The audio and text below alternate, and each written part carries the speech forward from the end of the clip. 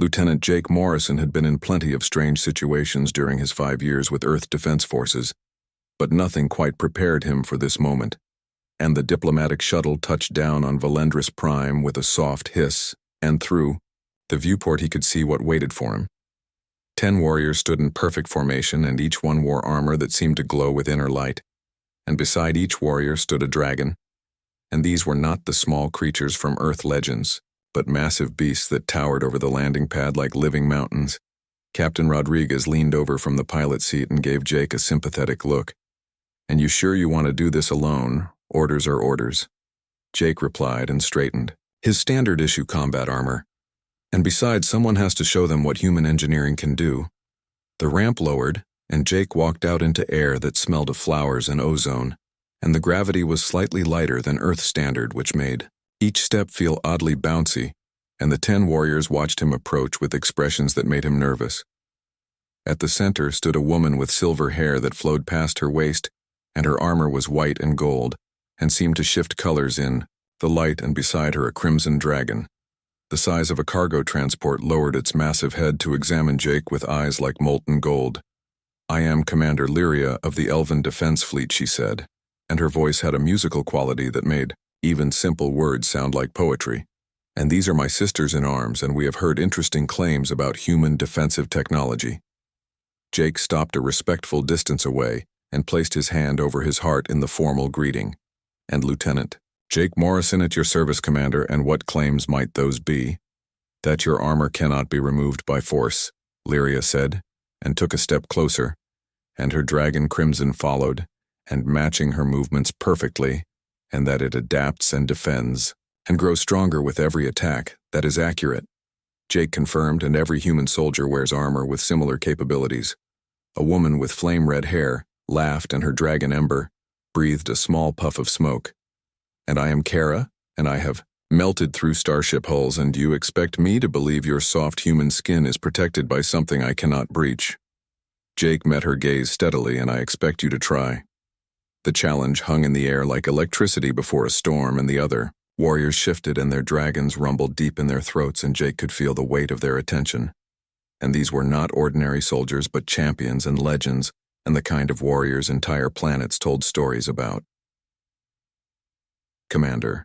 Lyria raised one elegant hand, "And the test will be simple," she announced, "and each of my warriors will attempt to remove your armor by any means necessary. And if they succeed, then humanity's claims are exaggerated, and if they fail, then we will know the truth about your species." "And if I refuse?"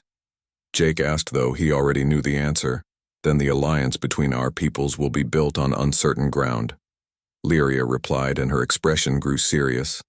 "And we must know the capabilities of those we call allies, and surely you understand this." Jake did understand, and in fact Earth Command had expected something like this. And 6 different alien species had already tested human defensive technology, and all 6 had failed. But none of those species had dragons. "Very well," Jake said, and stepped into the center of the circle. "And do your worst." Kara moved first without warning, and one moment she stood still, and the next she was a blur of motion, and her hands went straight for the clasps on his shoulder guards, and her touch was hot enough that Jake felt it through the environmental controls. And her dragon ember released a concentrated beam of flame that would have melted standard steel in seconds. But the armor did not melt, and instead it rippled, and the surface seemed to flow like liquid metal, and the heat was absorbed and redirected, and the clasps that Kara tried to pry open sealed themselves tighter. And a soft blue glow appeared where her fingers touched, showing the armor was actively responding to the threat. Kara stepped back, and her eyes were wide. "And your armor, it moved. It adapts," Jake said calmly, though his heart was racing, "and that is what it was designed to do." Next came Luna and Stella, and twin sisters with matching ice blue hair, and their dragons were identical white beasts with frost coating their scales. And they attacked as one unit, and Luna went high, while Stella swept low, and both aimed for the connection points between armor plates. Their dragons breathed freezing mist that turned the air white and cold enough to make Jake's breath visible, and ice crystals formed on the ground around him, and the temperature dropped so fast that moisture in the air began to snow. The armor responded by generating heat, and steam filled the landing pad as ice met warmth, and Luna and Stella's fingers slipped on the suddenly hot surface, and they pulled back with surprised expressions. The armor learns, Jake explained. And if you try cold, it compensates with heat. And if you try heat, it compensates with cold. A tall warrior named Zara stepped forward next, and her dragon thunder crackled with electricity, and she pulled out a device that hummed with electromagnetic energy. And I do not rely on temperature, she said. And this pulse will disrupt all electronic systems in your armor. She activated the device, and Jake felt the familiar tingle as electromagnetic waves washed over him. And for a moment, his helmet display flickered, and then the armor adjusted and filtered the interference, and the display came back stronger than before. The pulse was redirected into the ground, and small sparks danced across the landing pad, and Zara stared at her device as if it had betrayed her, and that should have worked. She muttered. Maya tried next, using pure physical strength, and her dragonstone had scales like granite, and she gripped the armor plates and pulled with force that would have torn apart lesser materials. And the armor held firm, and in fact it seemed to bond more tightly in response to the stress. Nicole approached with surgical precision, and her dragon whisper moved silently, and she had tools that looked medical, and she probed for weak points and seams and connections, but the armor had no permanent seams, and every joint was protected by overlapping layers that shifted and adjusted. Amber used sonic vibrations, and her dragon echo amplified the sound until Jake's teeth rattled. And Jade employed some kind of field that was supposed to destabilize molecular bonds, and Sophia coordinated with her dragon gravity to create localized distortions that should have crushed the armor inward. Nothing worked, and with each attempt, the armor seemed to learn and adapt and improve, and after the 10th warrior had tried and failed, Commander Lyria called a halt, and the landing pad fell silent, except for the heavy breathing of exhausted warriors and confused dragons. Jake stood in the center, and completely unharmed, and his armor showed not a single scratch or dent or mark. And around him 10 of the galaxy's most elite warriors stared with expressions that mixed frustration and disbelief, and growing respect. Commander Lyria approached, slowly, and this time when she reached out, her touch was gentle and almost reverent, and she placed her hand on his chest plate and felt the armor's subtle vibration. And your species, she said quietly, and you are more dangerous than anyone realized. Jake Morrison stood perfectly still as Commander Lyria's hand rested on his armor, and her expression had changed from confident warrior to someone who had just discovered something that shook her understanding of the galaxy. How she asked, and her voice was barely above a whisper. And how does your species create such protection for ordinary soldiers? Jake took a breath and considered his answer carefully. And because we have no choice, he said finally. And humans are weak, Commander, and we have no scales like dragons, and no natural armor like your people, and no enhanced strength or speed, and we are soft and fragile, and the universe is full of things that can kill us easily. Lyria withdrew her hand and stepped back, and her dragon, Crimson, lowered his head to look at Jake with those molten gold eyes. And so you built armor to compensate. We built armor to survive, Jake corrected. And there is a difference. And when you are the weakest species in the room, you have two choices, and you either accept your fate or you change the rules of the game. Kara approached, and her earlier confidence had been replaced by curiosity, and her dragon Ember rumbled softly. And I have fought for 300 years, she said, and I have faced warriors from 100 worlds, and I have never encountered defensive technology like this. And how long did it take your species to develop? About 200 years, Jake replied, and from the first spacesuits to what you see now, and we improve it with every generation, and every battle and every new threat we encounter teaches us how to protect ourselves better. The twin sisters Luna and Stella exchanged glances, and their ice dragons touched snouts as if sharing thoughts, and Stella spoke first. And you said every soldier wears this, and not just elite warriors or champions. Every human in active military service, Jake confirmed, and from the newest recruit to the highest ranked admiral. And we believe that every life is worth protecting, and we do not send our people into danger without giving them the best chance to come home. Maya, the strong warrior whose dragonstone had scales like granite, crossed her arms. And on my world, only the proven warriors receive advanced armor, she said, and the young must earn their protection through courage and victory. Jake felt a flash of anger but kept his voice level. And on my world, we believe courage is not proven by dying needlessly, And victory means bringing everyone home alive and are young, are precious, and not expendable. The landing pad fell silent at that, and several of the warriors looked uncomfortable, and their dragons shifted restlessly. Zara broke the silence, and her dragon thunder crackled with nervous energy. "And you spoke of changing the rules of the game," she said, "and what did you mean?" Jake gestured to his armor, and in nature the strong prey on the weak, and that is the rule. But humans decided we would not accept that rule, and we would not become stronger or faster, or more naturally armored, and instead we would build what we needed. And the armor you see is not just protection, and it is a statement. "What statement?" Nicole asked, and her dragon whisper leaned closer. "That being weak does not mean being helpless," Jake said. "And that vulnerability can be answered with intelligence and determination and adaptability. And you tried 10 different approaches to breach my armor, and each time it learned and adjusted and defended. And that is humanity in a nutshell, Commander." Lyria began to pace, and her silver hair caught the light from the 3 moons rising in the sky, and she was clearly thinking through implications. And finally she stopped and faced Jake directly. "And the Galactic Council believes humans joined the Alliance because you needed protection," she said. "And they believe Earth sought allies because you feared stronger species." Jake allowed himself a small smile.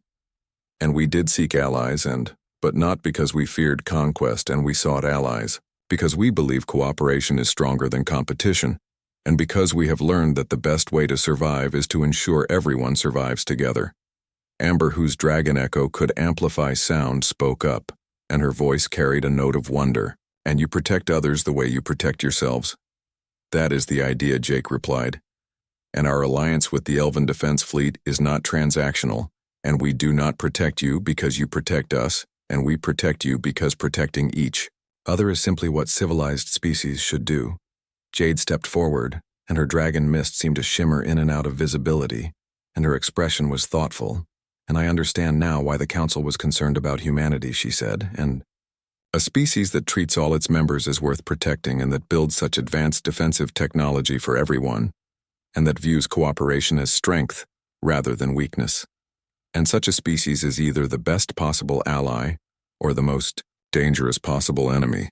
Jake nodded. "And we prefer to be allies, and we have seen enough war and enough death and enough loss, and we would rather build than destroy, and rather protect than attack, and rather share than hoard. But make no mistake, Commander, and to your warriors, and we will defend what matters to us, and we will adapt to any threat, and we will survive because that is what humans do."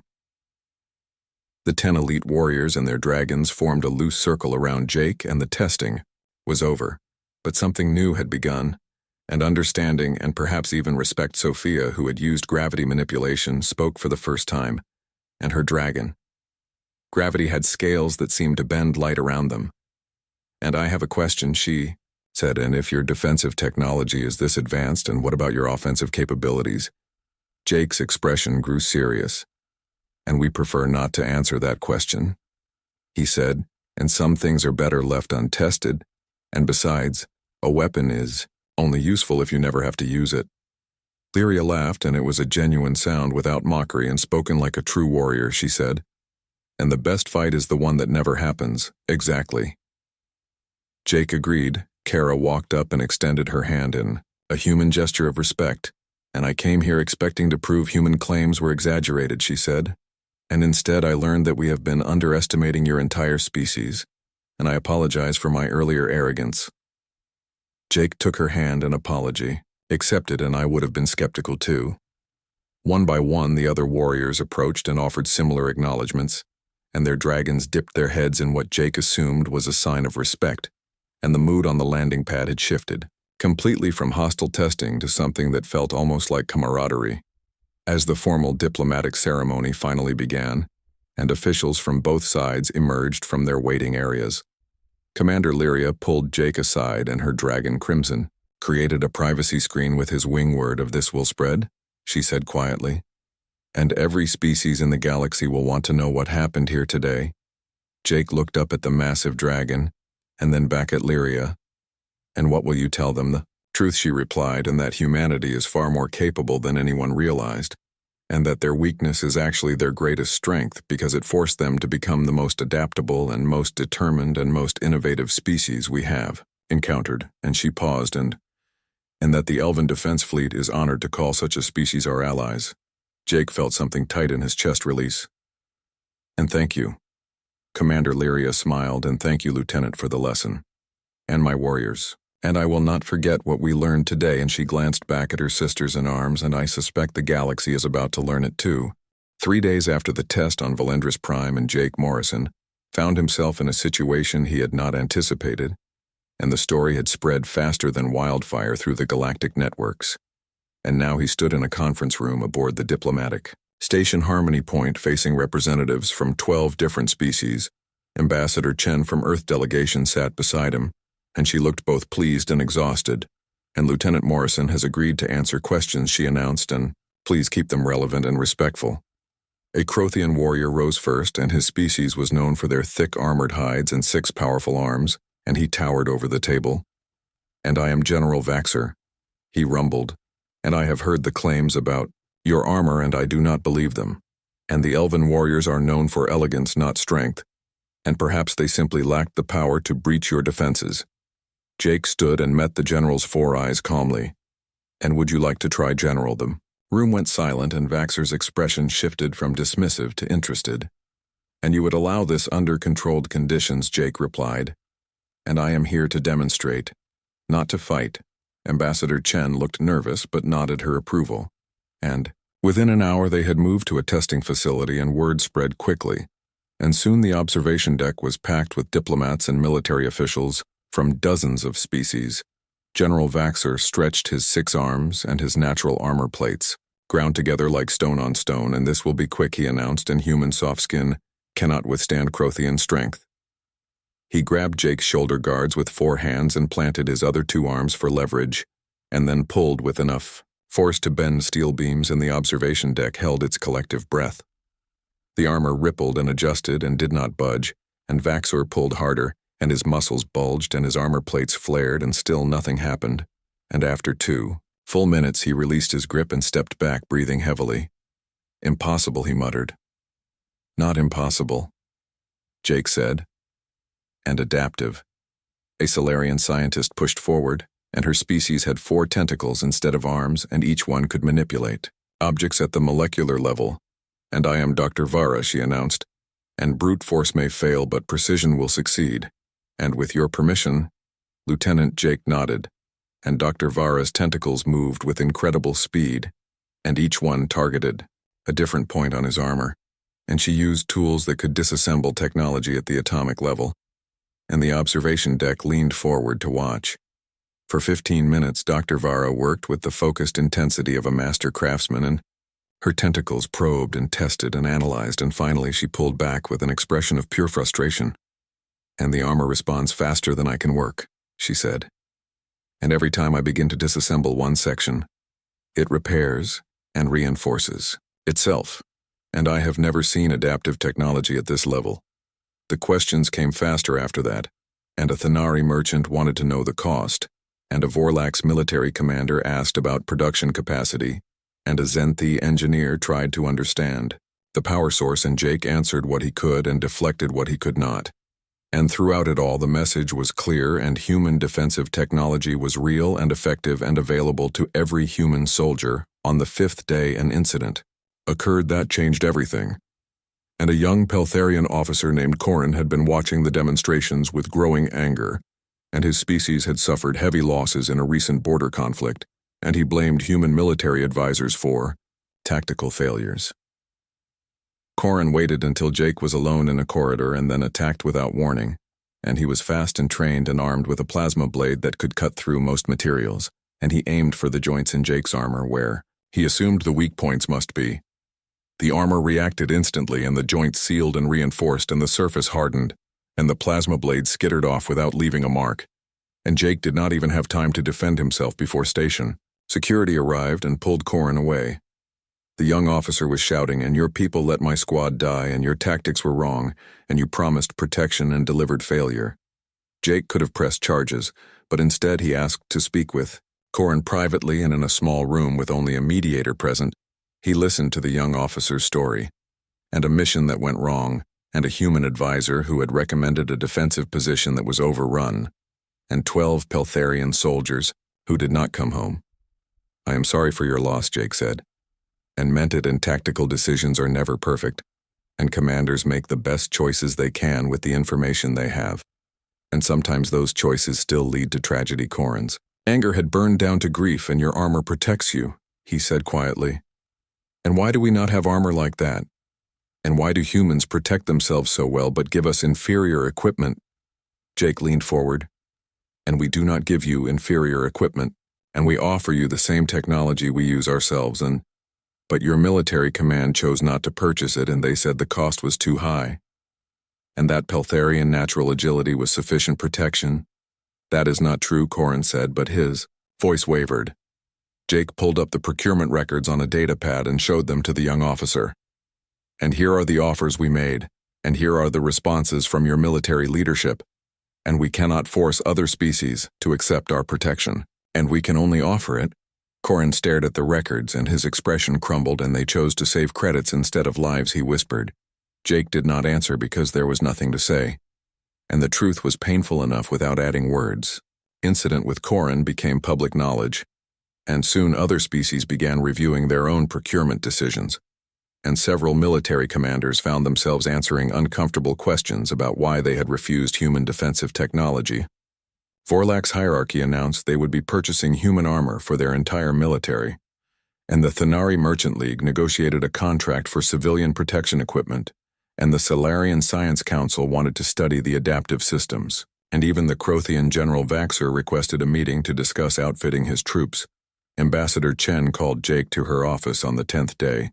"And you have started something, Lieutenant," she said. "And half the galaxy now wants human defensive technology, and the other half is terrified of it."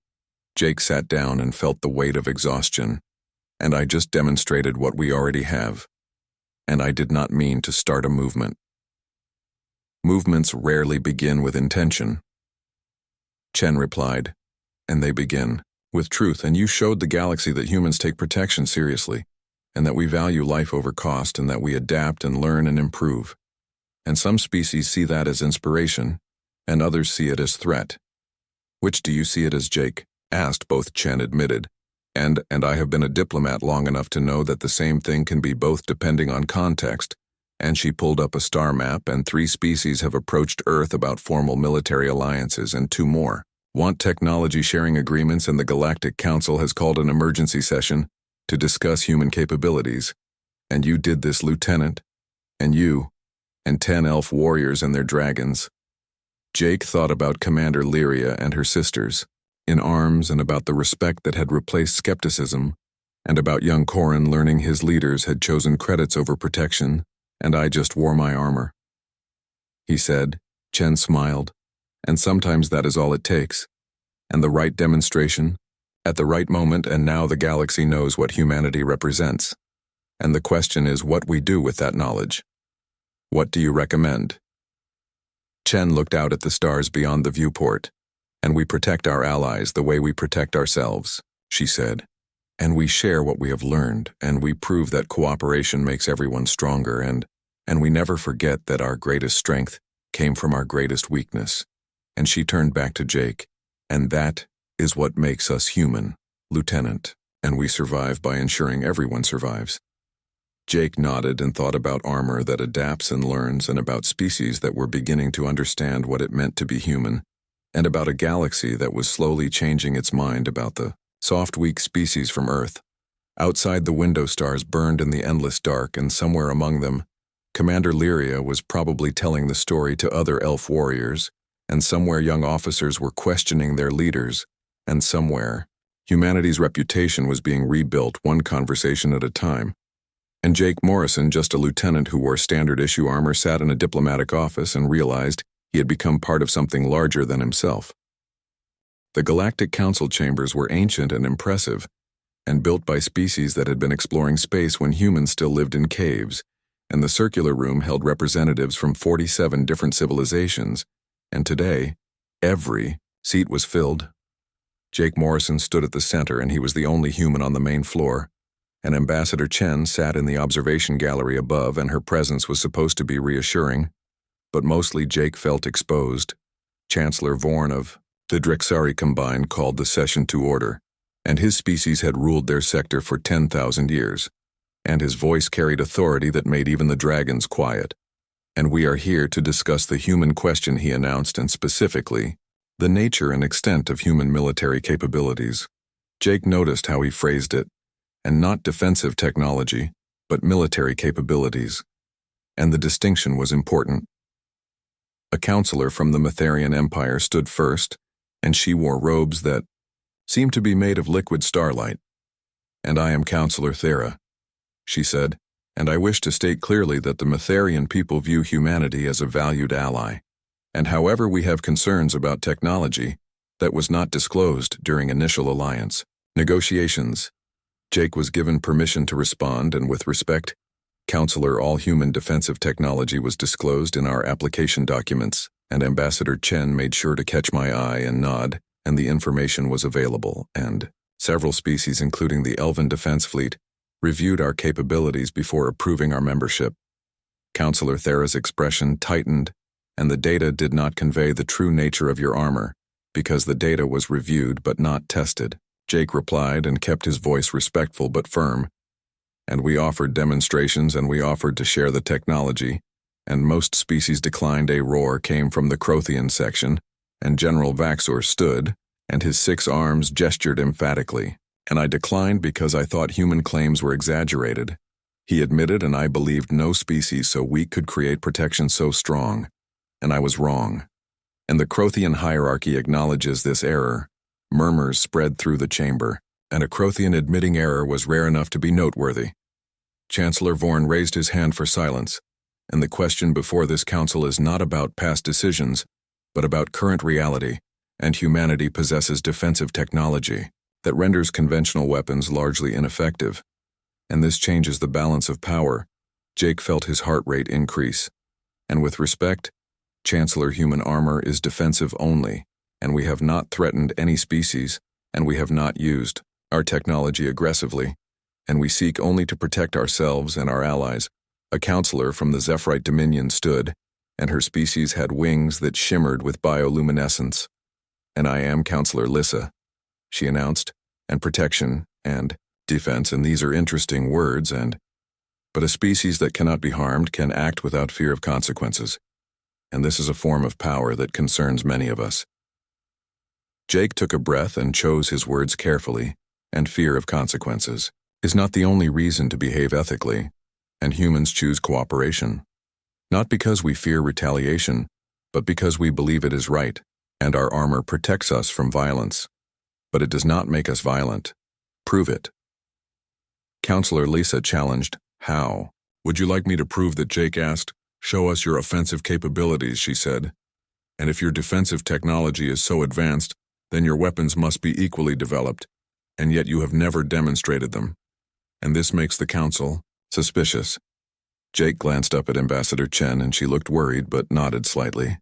"And the truth," he said, "and is that human offensive technology is classified, and we do not demonstrate our weapons because we prefer never to use them." The chamber erupted, and dozens of counselors began speaking at once, and Chancellor Vorn had to activate the sonic dampeners to restore order. "You admit to hiding weapons?" Counselor Thera demanded. "We admit to not advertising them," Jake corrected. "And there is a difference, and every species here has classified military technology. And humans are no different. And the question is whether you trust us to use that technology responsibly." A new voice spoke from a section Jake had not noticed before, and the speaker was tall and thin with skin that looked like polished metal. "And I am Arbiter Kane of the Sentinel Collective," he said, and his voice was calm and measured. "And I have a different question for." The human Jake turned to face him. "And what question, Arbiter? Why? Do you protect the weak?" Kane asked. "And your species builds armor for everyone, and not just for elite warriors, and you offer this technology to allies at cost and not for profit, and you value survival over victory, and these are not typical behaviors for a species with advanced military capability." Jake considered the question, and it was the first one that felt like it sought understanding rather than confrontation.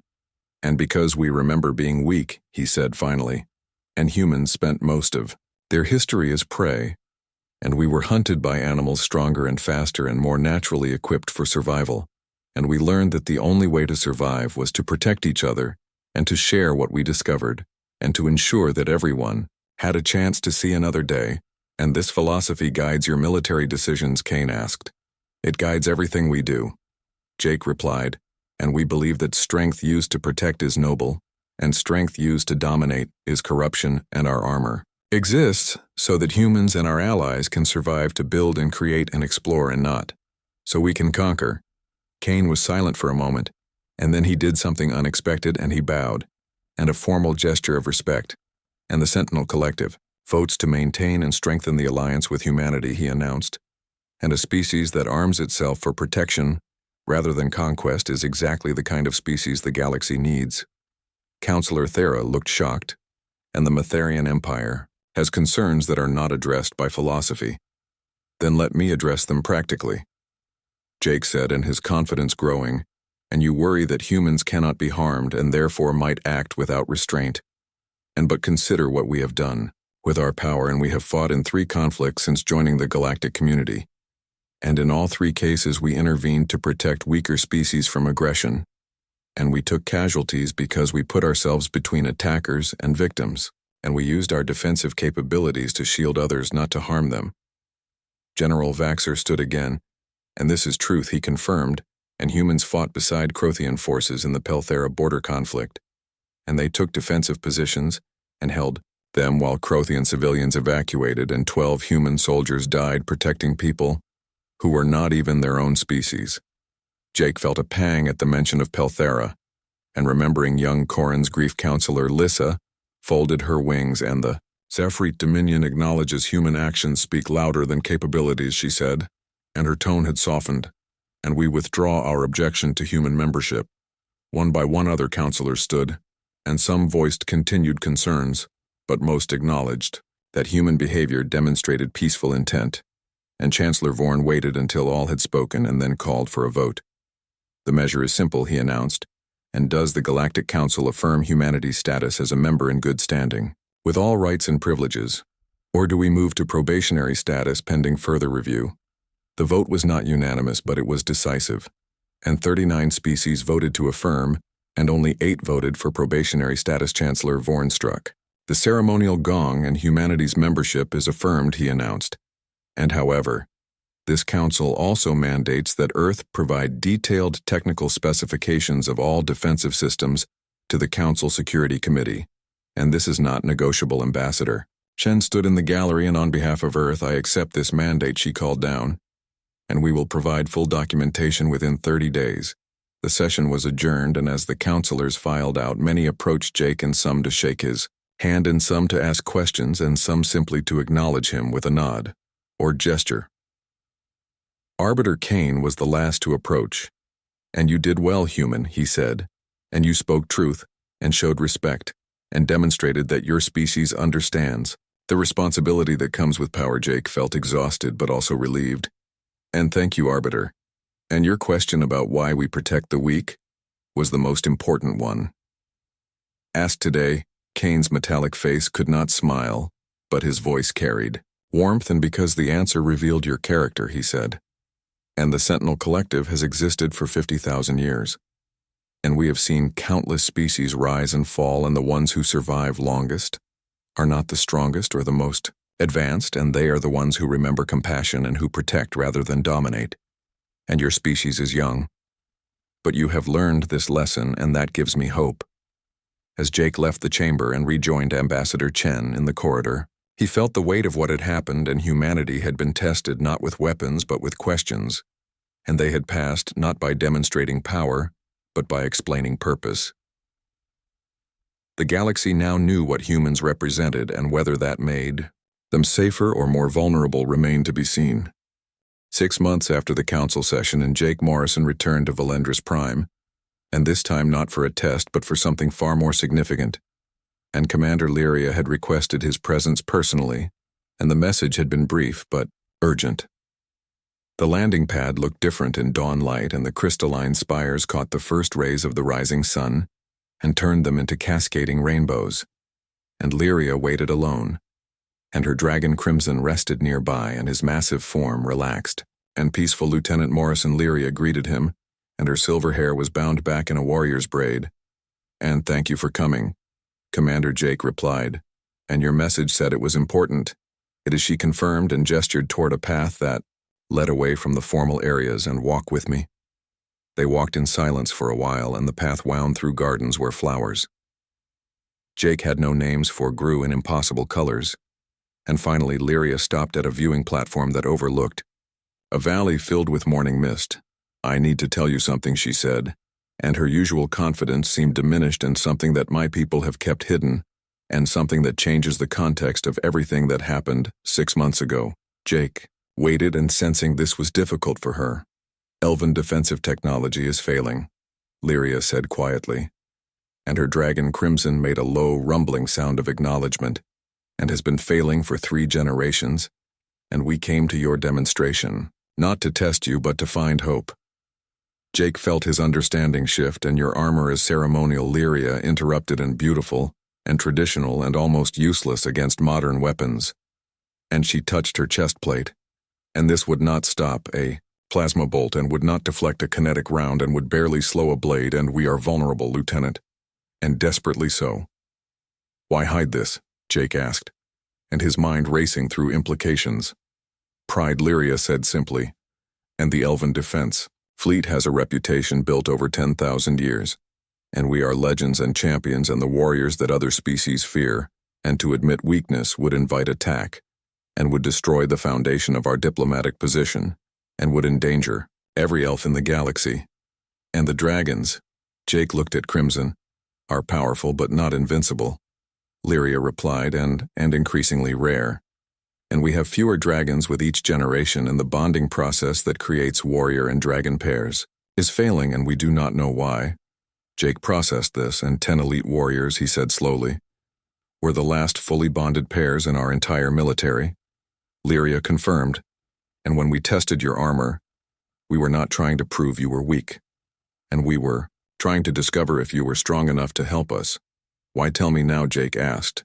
"Because 6 months ago the galaxy learned that humans value protection above conquest," Lyria said, "and that you share your technology rather than hoard it, and that you remember being weak and choose to protect others who are vulnerable." And she met his eyes. "And we need that, Lieutenant, and my people need what yours has built." Jake thought about the Galactic Council, and about species that had purchased human armor, and about the careful political balance that kept the galaxy mostly peaceful. "And if the Elven defense fleet is revealed to be vulnerable," he said, "several species will see opportunity." Lyria confirmed, "And the Matharian Empire has wanted our territory for centuries, and the Karathi Expanse has old grudges, and even some of our current allies might reconsider their positions if they knew the truth." "This is beyond my authority," Jake said. "I know," Lyria replied, but I wanted to tell you first, and to ask if you believe your people would help us."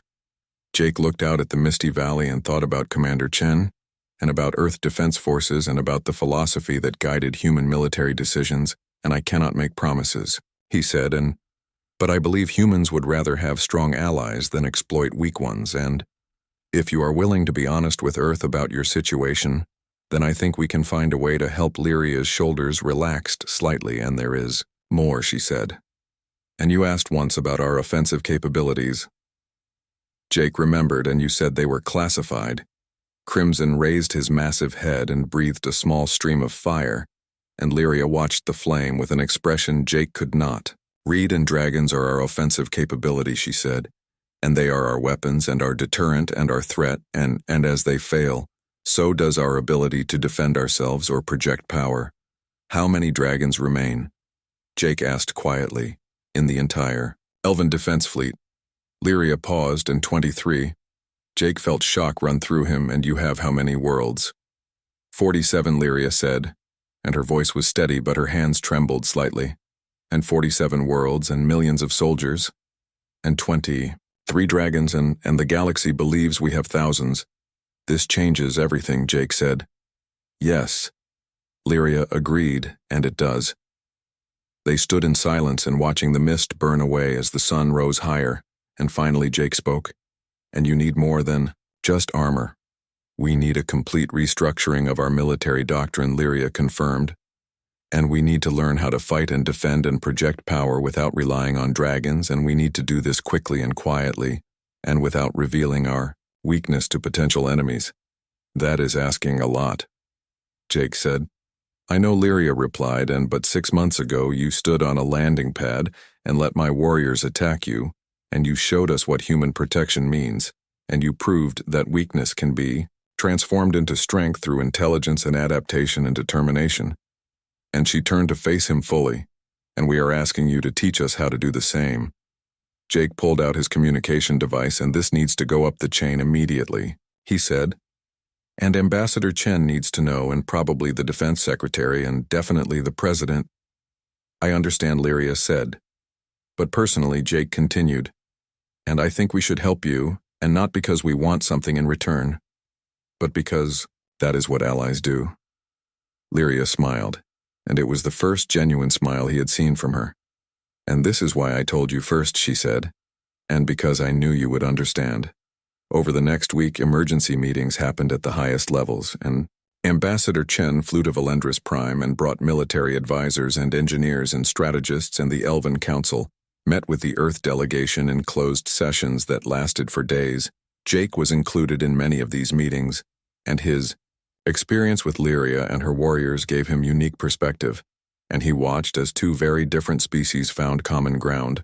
Earth would provide defensive technology to the Elven defense fleet, and not just armor, but shielding systems and point defense networks and all the innovations humans had developed over 2 centuries. And in return, the Elven Council would share their medical technology and their agricultural advances and their understanding of faster-than-light travel. But more than technology, Earth would provide training, and human military advisors would work with elf warriors to develop new tactics that did not rely on dragons. And the transition would take years, and it would have to be done secretly to avoid showing weakness to hostile species. Commander Lyria pulled Jake aside on the last day of negotiations. "And I want you to know," she said, "and that telling you was the hardest decision I have made in 300 years of service." "Why me?" Jake asked. "Because you were honest with us," Lyria replied. "And when we tested your armor, you did not boast or threaten or diminish us, and you simply showed us the truth and explained why it mattered." And she paused, "And you treated us with respect even when you could have used your advantage against us." Jake felt the weight of that trust, "And we will honor it." He promised, "And Earth will honor it." "I believe you will," Lyria said, and perhaps in time the galaxy will learn the truth anyway, but when they do, I hope we will be strong enough that it will not matter." Jake looked at Crimson, and the massive dragon watched them with ancient eyes. "And what about the dragons?" he asked. "And can they be saved?" "We do not know," Lyria admitted, and her voice was soft, "and we are trying to understand why the bonding fails and why fewer dragons are born each generation. But even if we cannot save them, we can ensure that elf warriors survive, and that our people endure. That is all anyone can do," Jake said, "and survive, and adapt and protect what matters." Lyria laughed, and it was a sound of relief and recognition. "And you sound like one of us now, or you sound like one of us." Jake replied, "Perhaps that is the point of alliances," Lyria said, "and we become a little bit like each other." As Jake prepared to leave Valendris Prime, he stood one more time on the landing pad, where everything had started, and where 10 elite warriors had tried to breach his armor, and where respect had grown from challenge. Crimson approached, and lowered his massive head, and Jake reached out and touched the dragon's scales, and they were warm and smooth and ancient. "Thank you, small human." Crimson rumbled, and his voice was deep as mountains, "and for seeing strength in honesty, and for teaching old warriors new wisdom." Jake smiled, "And thank you for trusting us with the truth." The dragon's eyes gleamed with something that might have been amusement. "And we did not trust humans with the truth," he said, "and we trusted you, and then we learned that you and your species are the same thing. That is the best compliment anyone has ever given me." Jake said. Crimson rumbled in what might have been laughter, and then spread his wings and launched into the sky.